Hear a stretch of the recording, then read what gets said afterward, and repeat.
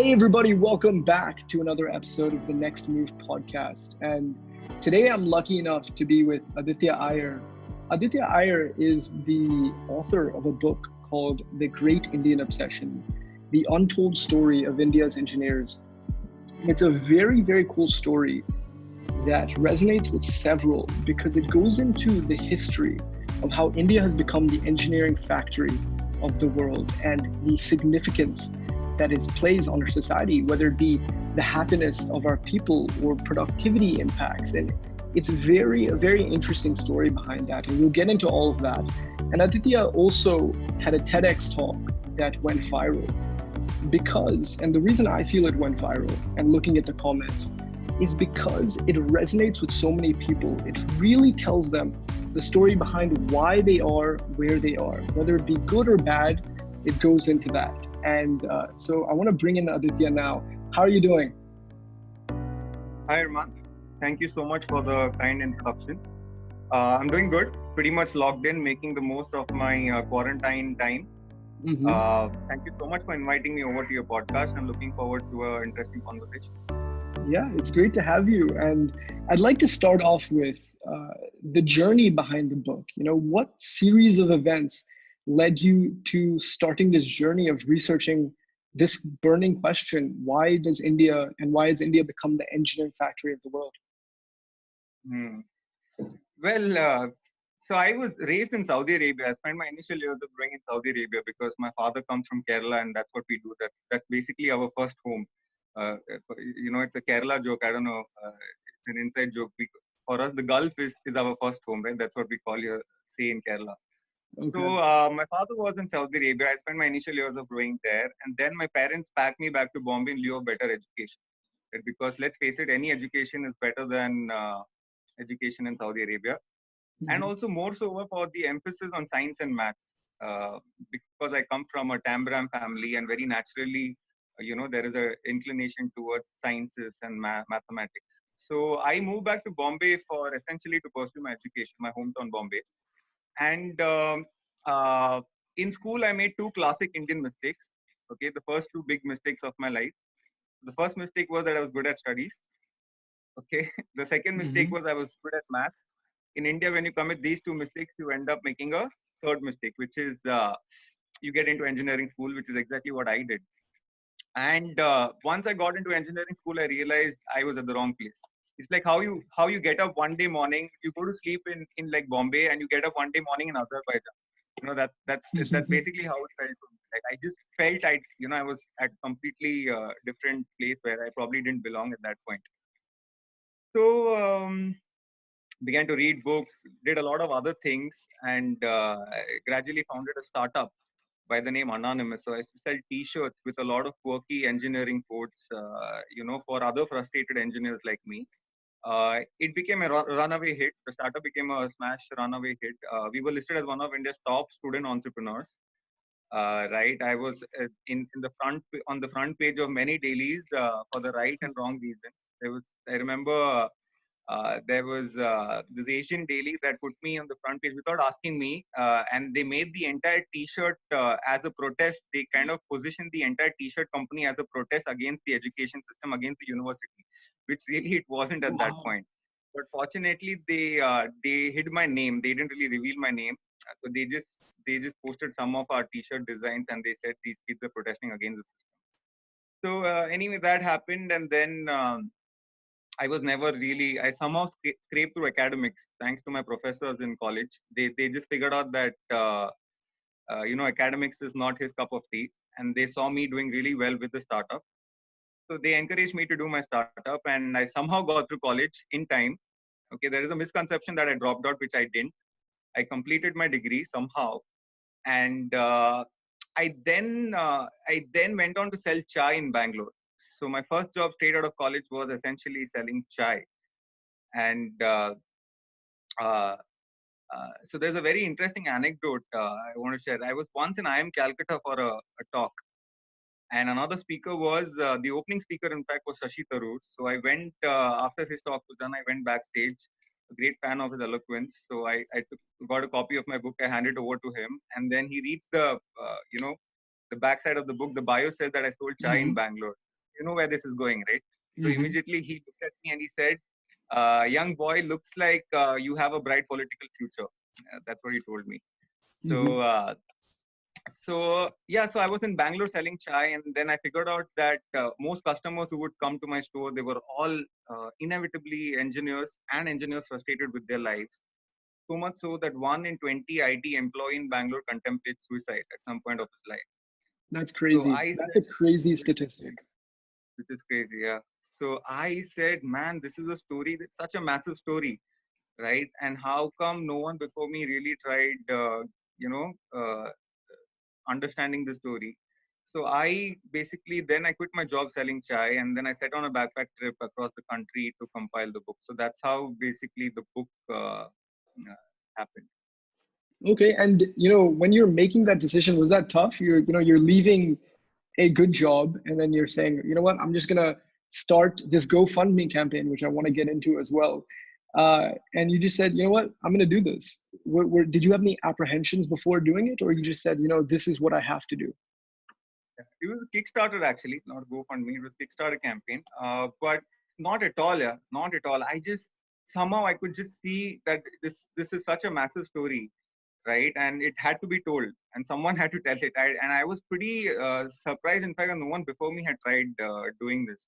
So for me, it was a no-brainer actually, especially given how at what stage of my life I was back then.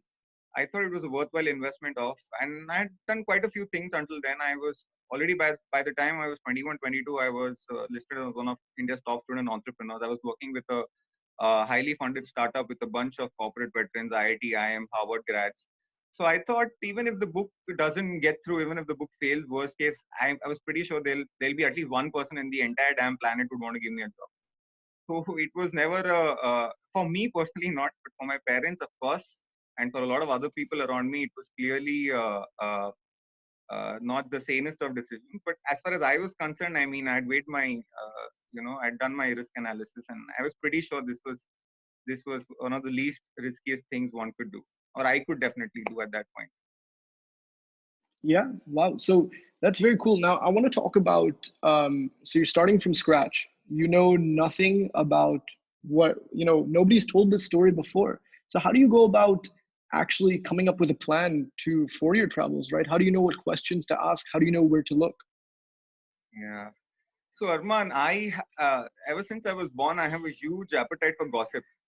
I must tell you this. So Mhm. I have always loved talking. Whenever I get a chance to whoever. So even if I'm in a bus and I'm with a co-passenger and I think he's interesting, I just essentially get into a conversation with him. Right? If I'm with a rickshawala in an unknown city and if I want to find out the hottest gossip in that city, I'd suggest panwalas and rickshawalas. They're the go-to people.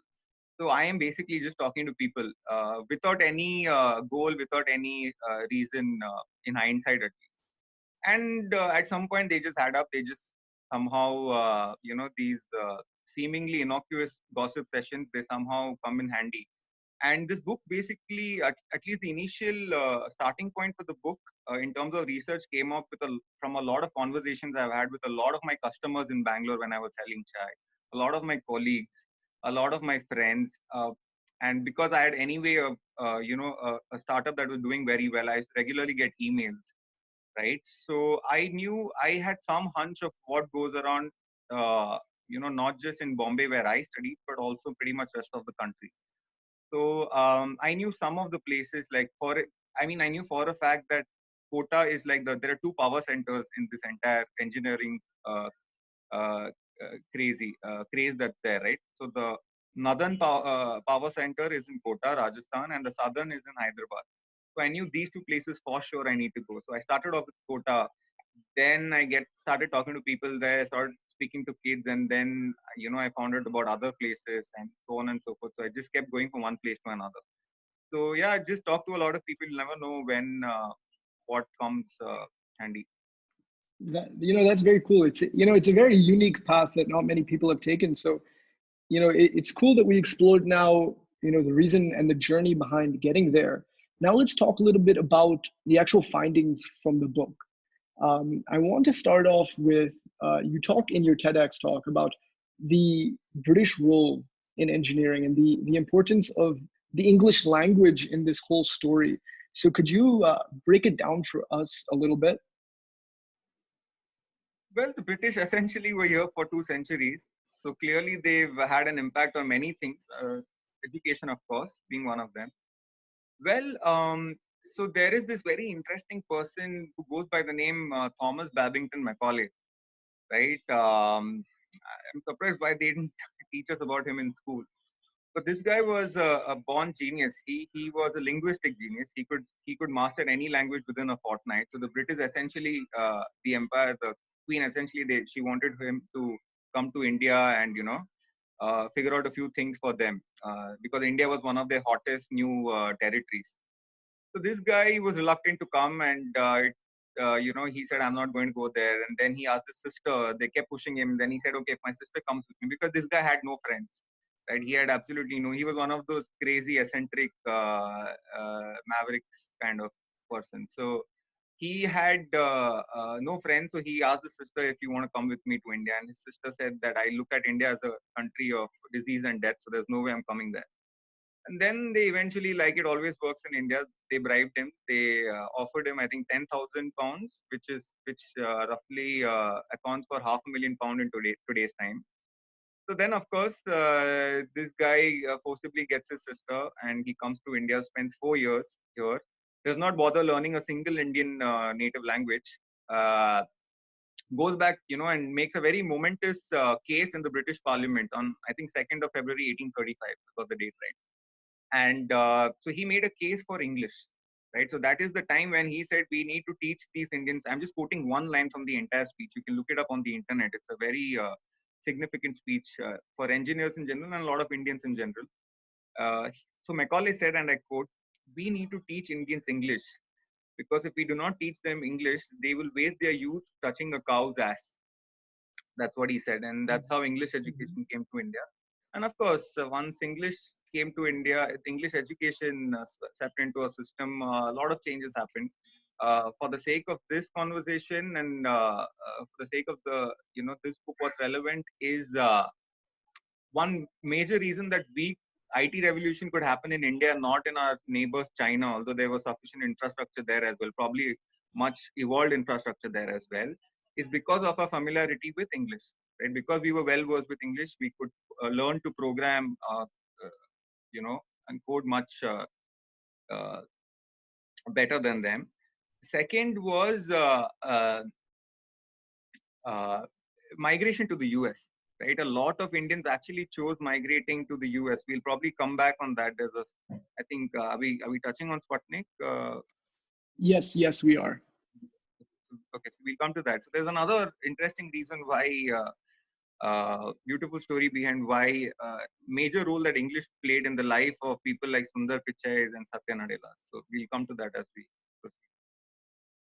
Yeah, that's extremely true, and it's crazy to know that one person's just desire and not even doing a proper research into the country just says, look, English has to be the form, and it led to this IT revolution and being picked in India, which is a great thing. The IT revolution was great for our economy, but like we're going to go into, there's definitely impacts that is having on our society, in supplying this and creating factory workers in a sense. But like you just said, I want to talk about, now we figured out why. Now let's talk about the US's role, like you were saying, in migration. Why did the US suddenly start to want to import, in a sense, a lot of India's engineers into the country? Yeah, I mean, I think it's pretty much out there. We know how the Indians are the most successful immigrant community in the US. They are the wealthiest by far. They're the most educated. So 77% of Indian immigrants, have a bachelor degree, right? So 77% of Indian immigrants have a bachelor degree compared to 29% of for rest of the world, right? And 31 for Native Americans. So by far the most educated and by far the wealthiest community. We know the Sundar Pichais and Silicon Valley, pretty much Indian engineers. So I think uh, pretty fascinating. When I figured out about this, I was blown away. Essentially, they can Sundar Pichai can pretty much owe his life to a very specific moment in history, which happened on 4th of October 1957. right? So 4th of October 1957, something very significant happened in the world, which is the Sputnik got launched, which is the first human satellite, right? The Soviets launched the first human satellite in space, and this triggered a massive Cold War between, the Americans and the Soviets, because they've always had a relation like how two Indian kids have, right? But they've always wanted to do better than each other in school. So Americans and Russians have always been like that. So Americans didn't really have enough brain power within the country. So what they did something really smart. They opened up their entire immigration. They began to invite the best of doctors, scientists, and engineers from across the globe to take on the Soviets, right? And Indians, had two choices. They were pretty frustrated with we were a socialist country back then, so the government practically controlled everything, right? So it didn't give these really smart, enterprising young men to do or women to do much with their lives. So um, they had a choice. They could either go to US or they could go to Russia, which was our best friend, which even today is, I mean, more we consider them our BFFs. And those days, we didn't even have the best of relations with America. But something interesting happened that most Indians actually chose to go to America than, over the Russians, primarily because of Macaulay and our familiarity with English. Because we were well versed with English, it became much more comfortable for them to, you know, assimilate in the American society and communicate with them, right, and become seamlessly integrate into their culture. So yeah, so I mean, of course, once that happens, the first batch of Indian engineers did extremely well, not just for themselves but for America, and then they paved the way for everyone else to come. So yeah, so much so I think there is this American news broadcaster once compared Indian engineers, and particularly those from IIT, to oil.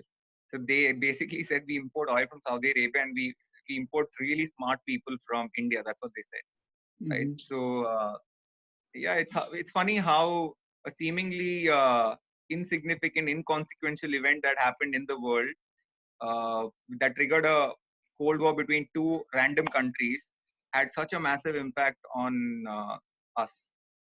Yeah, and I again, before you did this, really people didn't know about this. I had no clue until I watched your TEDx talk, and it's a really insane story. But it all lines up very very clearly. And again, I want to say there's prosperous and great things about this IT revolution for India, but it's also fueling the standardization of people and continuing that model of factory workers. And moving in today's world, that may not be the way to go. But I want to talk about, okay, we know the supply is there from the demand is there from the US. They want engineers. How have India helped fuel that system and meet that demand with the supply from us?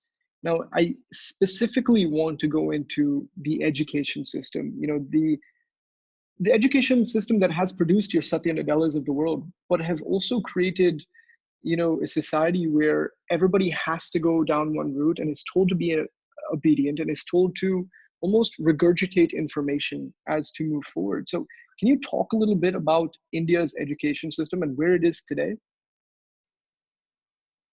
Yeah, I think even I think the Satya Nadellas and I think Sundar Pichai, they've been pretty vocal about it, if I'm not wrong. Definitely, there's been a Nobel laureate. He's been pretty vocal about it. I think most of them attribute their respective either the Nobel prizes or even their success in the valley to a large extent to what they studied there. Right? Of course, Mm, I mean, I'm not. The education system in India directly or indirectly benefited them. There are many aspects to it actually. Of course, there is the building blocks in place when they moved out of India. But in terms of actually nurturing, that genius, it basically happened there. You can probably look up their own interviews, and that's what they attributed. So the question basically was about how do we. how has the education system and in its current form today, why is it producing, this line of engineering students? How is the current system helping create that? Well, see, so this warrants us to go back in time, probably 400 years ago, to the origins of our schooling system, right? So if you look at how our schooling system essentially came into place, uh, see, it didn't just drop up, right? It didn't drop down from somewhere. It was designed. Someone sat down. There were 4 or 5 people, a bunch of people who sat down with a very specific purpose and intention, and that's how all these details came into order. So what basically happened was the empire essentially ruled the planet, right? 400 years ago, and so they wanted 3 kinds of people, right? So they wanted 3 kinds of people. Basically, they needed clerks to manage to do admin job for their different territories. Then they needed military personnel, to protect these territories, and they needed factory workers because the industrial revolution had just begun. And so these are the 3 kinds of people that they broadly needed. Now, if you look at the skill set that these 3 jobs demand, one is you do not need creativity. In fact, creativity is not desirable for these jobs, right? What if a factory worker begins to do his own thing, right? Uh, you need to follow instructions. That's what you need to do, right? A military guy cannot again do. You need to listen to your higher up, right? Clerks, of course, we know clerical job, right? There is not much scope for innovation in that kind of job again. So these were the skill sets that are broadly needed for these. So how do they come up with people who will have these 3 skill sets? So they came up with this elaborative, and they did a good job at it. Trust me. So they needed a bunch of donkeys, right? And the system did a fantastic job. Even continues to do a fantastic job today, producing donkeys, right? So you got to give it to them. I think they had a very clear problem statement, and they came up with an effective solution that lasted for 400 years. The thing is, the empire is long gone. It's just that we've never bothered, taking a step back and kind of reviewing the system and redesigning the system. So even today, we continue to produce donkeys who just. So even if you look at the design of a school, right? The teacher standing in the podium higher up and giving instructions. The bell, when if you look at in a factory, the bell signifies change of shift. You are also when the period changes, the lecture changes, or when you are allowed to go and have lunch, like it is in factories, they play a bell. If you look at some terminologies as well, for example, batch. If you when you call yourself a batch of 2000, I come from the batch of 2009, a batch of where does that come from? It comes from a factory, right? So that's how they club together products in a factory and sell it with the point of a test again. When you test a product in a factory, you mark it with an OK sticker, right? If you remember, you will find a lot of these toys have an OK sticker saying that you can sell them in the market. So similarly, here also the point of a test is not to evaluate um, how good are your strengths and weaknesses, but to evaluate as a failure or success. Success meaning you can basically be sold in the economic market. So that's what it is. So the education system that we pretty much have is more than 400 years old. It's designed around a factory, so we are all basically products of a huge factory, right? So factory is designed to make everyone look exactly the same. So today it's engineering because so many things happened. IT revolution happened, so there are a lot of IT jobs. So what happens? Everyone, if one person takes up, because your brain dead, right? The schooling system has basically killed all your creativity. You can't think for yourself. Your parents also come from the same schooling system. They can't think for themselves. So if one becomes a donkey, the only thing you know is that you also become a donkey. There's nothing else. There's nothing better, nothing better that the school coaches you to. So yeah, so that's how today it's engineering. Tomorrow there may be some other fad. If we have the same education system, everyone else will, if tomorrow becoming a circus clown is like the next big thing, you'll just see everyone is just becoming circus clowns. That's what it is. Right. That's very true. It's a very efficient system. And I really like what you said.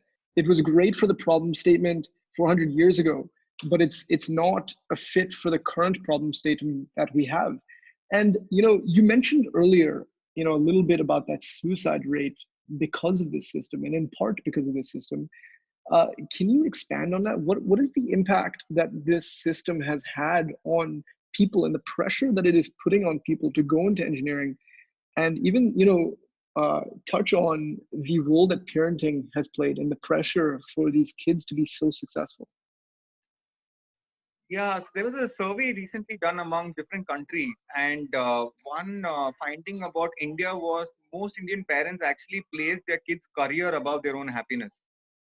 So that is what they found about Indian parents. And then, so talking about suicide rates, India has the highest youth suicide rate in the world. A kid commits suicide every hour. So we have around 20 to 25 kids killing themselves in the country every day. That's basically a kid every hour, specifically from academic pressure. I'm not even talking about other factors. I'm just talking there is a kid that kills himself herself every hour just from academic pressure. So that if you do the math also, it basically in the literal sense it makes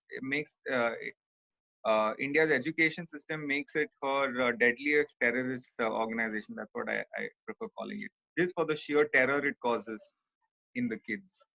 Yeah, there's so much pressure. I see it, I saw it growing up, coming back and seeing people there's so much pressure to take piles of books and just memorize it for a week and then just regurgitate it and forget it, the next week. And it's not just India, I might say, but it seems like a specific problem to us. And I can completely understand how you're forced into a pigeonhole and you can't spread out. Even you may want to be an actor, you may want to be this, you may want to be that, but this is the role. And that survey statistic you were saying about parents, it just reinforces it to a crazy amount.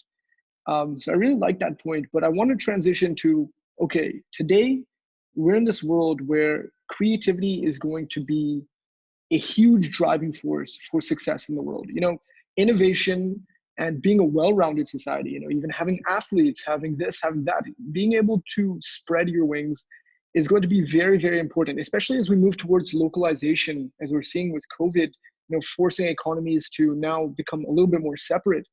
Um, and we become a more automated society. Can you talk about what can we change in the education system to possibly enhance some of the creativity aspect for students? Just little things that we can do to start progressing towards what we need and the demand for India to be successful moving into this next decade.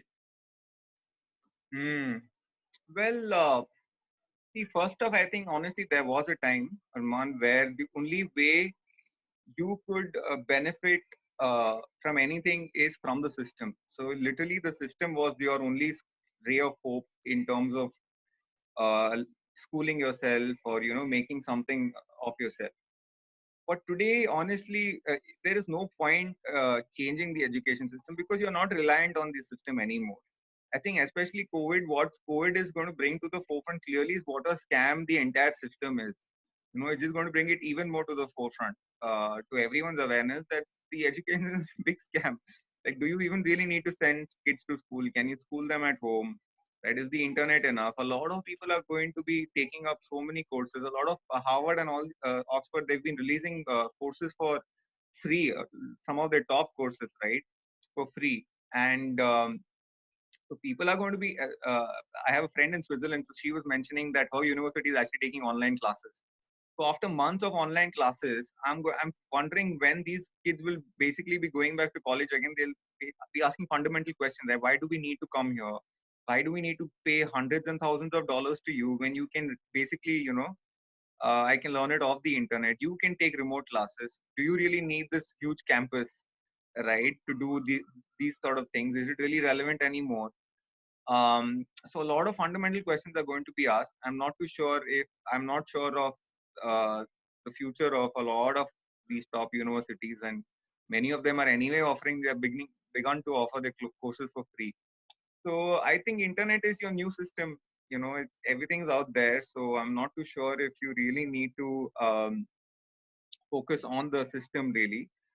But even if you must, um, I think education system, I think so far in many ways we've been trying to compete with machines. Okay. The kind of job you were trying to do, even if you look at it, this is just a personal observation. Our definition of genius at some point was, even to a large extent today, is someone who can do crazy mathematical calculation or who can solve a Rubik's Cube pretty quick. If you see, like, these are stuff that machines can do much more effectively. In fact, I find it very humiliating if you put a kid on one end and a machine on another end to see who can solve it faster. It's like, why would you want to compete with a machine? It's insulting to you. You're a freaking human. You need to, you're capable of doing things that a machine is not, right? So why do you want to prove to the world that you can do complex mathematical machine calculations when a computer, freaking computer, or even a simple laptop calculator can do it, right? So our education system so far, for some reasons, is focused on making us better machines or competing with machines. I think what's going to come to the forefront, we're going to ask a very fundamental question is that what is it that humans can do, right? Anyway, it's happening with the rise of AI. Jobs are going to go. We all know that. So at least now someone is going to ask question like, okay, we need to understand what is it. In fact, they're even saying Google, I think they created a machine, an algorithm, and composed music, and they showed it to. They did a sample run and they showed it to a bunch of people, and none of them could make out which one was actually Beethoven, which one was Google's algorithm. Right? Even music, they're going to be able to make music as well. Fortunately, my job of writing is, they say, it's still some time until the bots will be able to do that. So I'm pretty safe there. But so these questions are going to be asked, like, what is it that humans can do? So there'll be a lot more emphasis on what this little body can do, what this mind probably is capable of doing. So I think more and more focus on what is it that humans can do. So then I think hopefully we'll be taking a new direction there. Yeah, no, I think you bring up some cool points because we need to rethink the entire system. The decentralization of information, one, is amazing because now, your rural kids who may not have had access to that, or the spending power to be able to access some of the information that creates asymmetry in the society, right? Some people are getting great amounts of knowledge from, great courses and great teachers, some aren't. And that continues to perpetuate that asymmetry. So I think that we're going to have to fundamentally rethink, like you're saying, education in the way it is. And I think the point on technology is really, really cool as well, decentralizing it further. And I just want to close up now on a little bit about you again. Now, what is the personal ambition for Aditya? What's the next move, in a sense? What do you want to be looking at next? What's your next big research topic, or continuing in education? Well, personal ambition. I have no personal ambition, honestly, Arman. I'm just here to fool around and have some fun and gossip and and leave. But one thing is there for sure, that ever since I was growing up, I knew always that anything that I would do would essentially cater to a lot of people. A lot, when I say a lot, like for me, it's the entire planet, right? So even when I'm fooling around, it will be fooling around with 7.5 billion people, right? Or whatever the population is at this point. So that's pretty much where I am and what I'll be up to whenever I'll be fooling around with everyone in the world. That's pretty much that. In terms of my immediate next step, well, so I just embarked on. So let's say that I receive at least on an average an email a day for last couple of months. People asking, what have you been up to after the book or after the TED Talk? We literally don't know, right? You wanted to change the education system, and there was, all of us wanted to do it with you, and you said, we'll do something together and follow me. And what happened? Like, where did you go? So it's been 2 years, and so I think I'll probably maybe a second book. I don't know, right? Maybe, but I think probably the most exciting project of my life. Hopefully by this year it should be out. Amazing. Thank you so much. We're looking forward to it. And that's a good place to end up. I want to say thank you so much, Aditya, for coming on the podcast. That was extremely insightful about the history of how we have created this engineering society and some of the things we need to be rethinking about moving forward. So yeah, thank you so much for being on. Thank you so much, Arman. Thank you so much. It was very, very nice talking to you.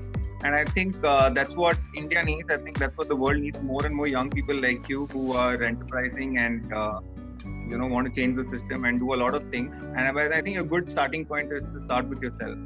I think once you are in order is when the energy can be used for helping a lot of other people. So I'm pretty sure that our engagement wouldn't just end here. I think we have a lot of work to do otherwise, right? So please keep in touch, and to all your listeners as well, please follow me on social media, and I'll keep you updated on all the exciting things I'm up to. And I'd love to listen from you as well. So if you have any comments or feedback, just write to me. Okay, let Arman know that you heard this podcast. Definitely. So I'm going to leave all your social media links in the description below. Aditya, we're definitely going to cross paths sometime soon once this COVID stuff settle down a little bit. But yeah, thank you so much. And thanks everybody for listening. Make sure to subscribe to the podcast.